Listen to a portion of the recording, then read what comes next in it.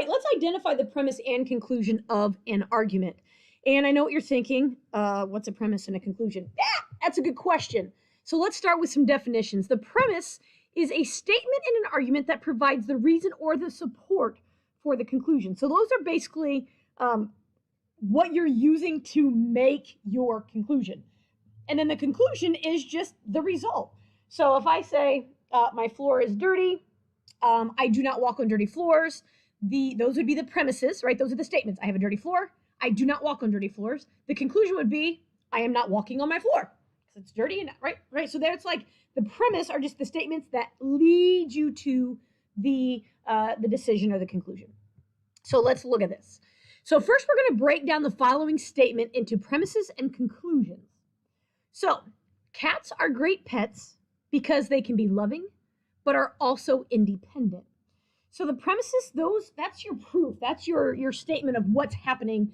Okay, so let's kind of break this down. So a premise one would be cats are loving, right? They're great pets because they can be loving. So we should use that wording.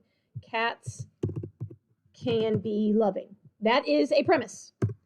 Premise two, cats are, not cants. Cats are independent. Okay, so cats are loving, cats are independent. Those are the two statements that we have. So what is the conclusion then? Cats are great pets. That's kind of how we put this together. If we have these two premises, these two statements, we can then use that to create the conclusion, putting them all together in a statement. Okay? All right, so now construct a conclusion based on the following premises. So Desiree is the youngest child in her family. Desiree's parents had 4 daughters. So if she's the youngest and there are 4 daughters, I mean, the obvious conclusion to me is that, oh my gosh, this computer today is killing me. I don't know what's happening here. The obvious, oh, you piece of trash. Don't you guys sometimes want to just throw your computer right out the window, or is it just me? So my obvious conclusion is that I'm not going to type it. I will write it because the typing is not happening. So we would say Desiree has 3 older sisters.